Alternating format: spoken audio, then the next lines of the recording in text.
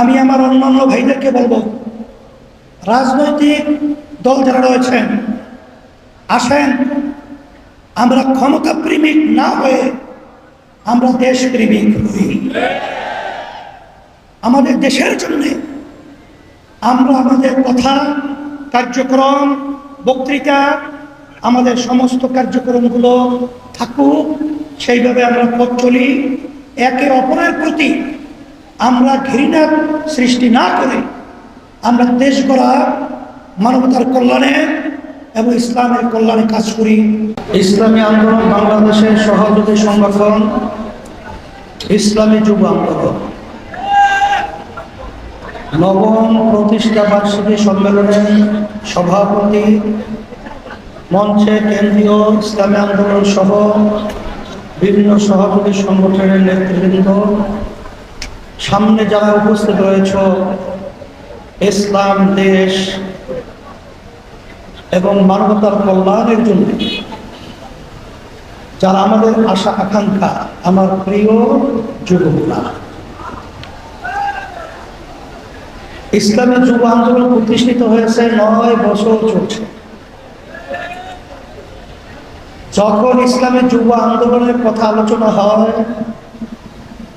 তখন আমার ভিতরে একটা ভয় কাজ করছিল যে যুবকদের রক্ত গরম, ওদেরকে সর্বক্ষেত্রে নিয়ন্ত্রণ রাখা যাবে কিনা। সবাই যেহেতু পরামর্শ ভিত্তিক যখন সিদ্ধান্ত হলো, তখন যুব আন্দোলন আলহামদুলিল্লাহ আমরা কেন্দ্রীয়ভাবে ঘোষণা করেছি। আজকে আমরা গর্ব সহকারে বলতে পারি, ইসলামী যুব আন্দোলন আজকে 9 বছর তাদের প্রতিষ্ঠা থেকে শুরু করে তাদের কার্যক্রম চলছে। কিন্তু আল্লাহর রহমতে, আপনাদের দোয়া, ইসলামী যুব আন্দোলনের একটা ছেলে দায়িত্বশীল কর্মী সহ তাদের গায়ে কোনো কালির ছাপ আল্লাহর ফজলে লাগাতে পারে নাই। এই জন্য আমরা গর্বিত তোমাদেরকে নিয়ে। আল্লাহ রাসূল সাল্লাল্লাহু আলাইহি ওয়াসাল্লাম তোমাদের ব্যাপারে দোয়া করেছেন। যুবকেরা তখন আল্লাহর হাবিবের সহযোগিতায় ছিল, ইসলামের সহযোগিতায় ছিল। দেশ মানবতা কল্যাণ বাস্তবায়নের তারা সহযোগিতায় কাজ করেছে। তার বাস্তব নমুনা হলো তোমরা। আর আমরা যখন পাশে দেখি অন্যান্য রাজনৈতিক দলের যুব সংগঠন, তাদের কথাগুলো তামাম দুনিয়ার ইতিহাস বিরল হয়ে থাকবে। ইসলামী আন্দোলন বাংলাদেশের আমির পিশাব চরমনাইকে যেখানে পাবে সেখানে থেকে সাইজ করতে মেরে ফেলা হুমকি দেওয়া হয়। তাহলে তোমাদের মাধ্যমে জাতি ভালো কি আশা করতে পারে? এখনই তো তোমরা সন্ত্রাসী কায়দায় বক্তব্য রাখছ, এই সব যুব আন্দোলনের সংগঠনের ছাত্রদের আমরা বলতে চাই, তোমরা দেখেছ আজকে বাংলাদেশে রাজনীতি করা অত্যন্ত একটা কঠিন, কেমন একটা অবস্থান তৈরি হয়ে গেছে। আগে আমরা শুনতাম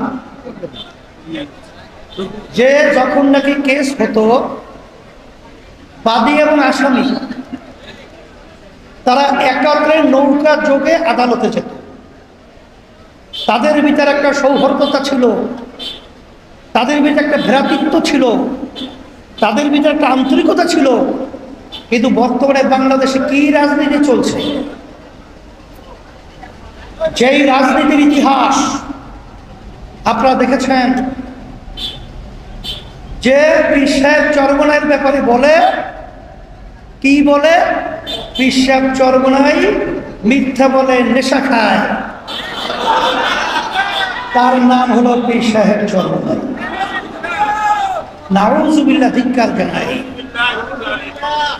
নেশা কাকে বলে না বুঝতে হবে। নেশা বলা হয় যেটা সেবনের মাধ্যমে তার স্বাভাবিক অবস্থান থাকে না, তার ব্রেন বিকৃত ঘটায়। নেশাখোর বিশ্বাস জনগণা নাই, তোদের বক্তব্যই প্রমাণ করেছ নেশাখোর তোরা বিশ্বাস জনগণা।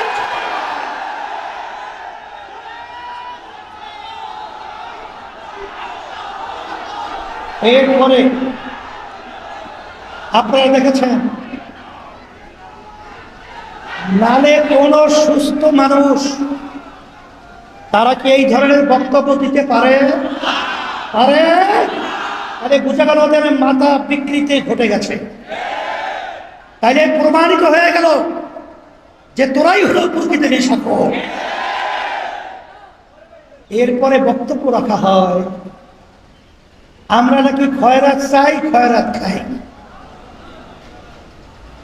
আমরা ছোটবেলায় শুনছিলাম যাদের আর্থিক সচ্ছলতা নাই তারা মানুষের কাছে পয়সা চায়, টাকা চায়, কিন্তু আল্লাহর রহমতে আপনাদের দোয়ায় বিশ্বাস জনগণাই ইসলামী আন্দোলন বাংলাদেশের আমি বর্তমানে দায়িত্ব পালন করছি। শুধু আমি নয়, আমার বাবা, আমার দাদা, আমার দাদার দাদা, তারাও কিন্তু আলহামদুলিল্লাহ অর্থনৈতিকভাবে আল্লাহ অনেক সচ্ছল রেখেছে। আমার আব্বাজান রহমাতুল্লাহি আলাইহি তিনি কিন্তু প্রথম জীবনে যখন হজ করেছিলেন তখন তিনি নিজের ব্যবসার টাকা দিয়া, দাদাজান থাকা অবস্থায় বাপের টাকা নেয় নাই, তার নিজের ব্যবসার টাকা দিয়া তার উপর হজ খরচ হয়েছে। সেই টাকা দিয়ে তিনি হজ করেছেন। আর তোরা বলছো আমরা ভিক্ষা করি, ভিক্ষা নেই। আসলে প্রকৃত ভিক্ষুক তারা আজকে বাংলাদেশে প্রমাণিত হয়ে গেছে। আজকে সর্বক্ষেত্রে তোরা কানামাতি করো, তোরা আজকে ভিক্ষুক হয়ে বাংলার জমিনে ইতিহাস প্রকাশ করেছে। এই হিসাবে আমি বলবো যে আমাদেরকে বলা হয় বিভিন্ন সময় আমরা নাকি মূর্খ। মূর্খর ব্যাখ্যা কোনটা আমি তো জানি না, কারণ আমি তো দস্তখত করতে জানি। মূর্খরা দস্তখত করতে জানে না, আমি তো পড়তে পারি। তাহলে মূর্খ আবার পড়ে কিভাবে? আমি তো পড়তে পারি এবং আমি পড়াতেও পারি, তাহলে আমি মূর্খ হলাম কিভাবে? আসলে যারা এই বক্তব্য রেখেছে তারাই হলো জ্ঞান পাপী, তারাই হলো প্রকৃত মূর্খ।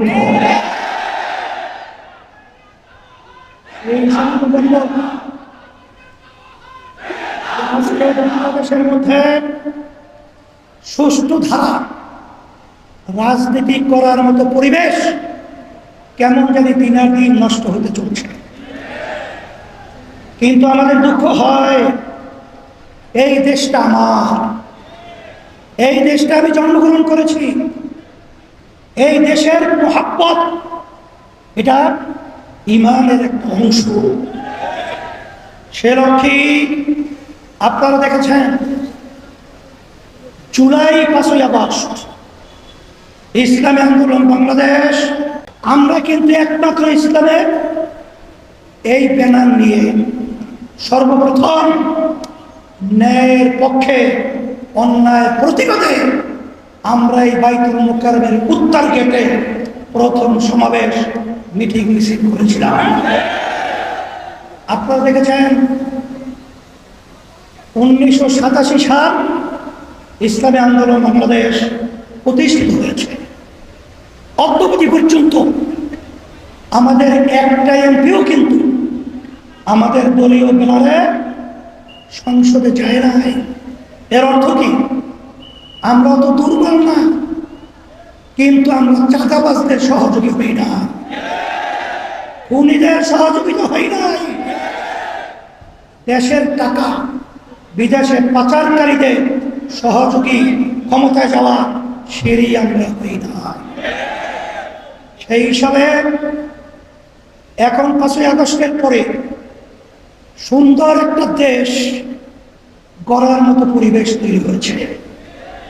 আমি যুবকদেরকে বলবো, তোমরা যদি আজকে ন্যায়ের পক্ষে অন্যায়ের প্রতিবাদে আওয়াজ তুলতে পারো, তাহলে আল্লাহর রহমতে, আল্লাহর খাস মেহেরবাড়িতে এই দেশ একটা সুন্দর দেশে পরিণত হবে ইনশাআল্লাহ। সাথে সাথে আমি আমার অন্যান্য ভাইদেরকে বলবো, রাজনৈতিক দল যারা রয়েছেন, আসেন আমরা ক্ষমতা প্রেমিক না হয়ে আমরা দেশ প্রেমিক হই। আমাদের দেশের জন্য আমরা আমাদের কথা, কার্যক্রম, বক্তৃতা, আমাদের সমস্ত কার্যক্রমগুলো থাকুক সেইভাবে আমরা পথ চলি। একে অপরের প্রতি আমরা ঘৃণা সৃষ্টি না করে আমরা দেশ গড়া, মানবতার কল্যাণে এবং ইসলামের কল্যাণে কাজ করি। তোমাদের সকলকে ধন্যবাদ। আমি দোয়া করি, দোয়া চাই, আল্লাহ আমাদের সবাইকে যেন ইসলাম দেশ, মানবতার কল্যাণে কাজ করার তৌফিক দান করেন। আর বিশেষ করে আমি প্রশাসক ভাইদেরকে বলবো, আপনারা নিরপেক্ষ থাকবেন। অমুক দল বড়, অমুকে ক্ষমতায় যাবে, এই চিন্তা আপনারা করবেন না। আপনারা সকলের ব্যাপারে আপনারা নিরপেক্ষ ভূমিকা পালন করবেন। আর অন্তর্বর্তীকালীন সরকারকে আমি বলবো, আপনারা level playing field, level playing field তৈরির জন্য যা যা করা দরকার সেইভাবে দায়িত্ব পালন করবেন। আল্লাহ আমাদের বাংলাদেশের জনগণ আপনাদের সাথে থাকবে, আছে। আর বিশেষ করে মাইলস্টোনে যে দুর্ঘটনার মাধ্যমে যে বাচ্চারা দুনিয়া থেকে বিদায় হয়ে গেছে, আল্লাহ তাদেরকে সম্মানে স্থান দান করুক এবং গার্জিয়ান এবং অভিভাবকদেরকে আল্লাহ সাবরে জামিল এখতিয়ার করার তৌফিক দান করুক।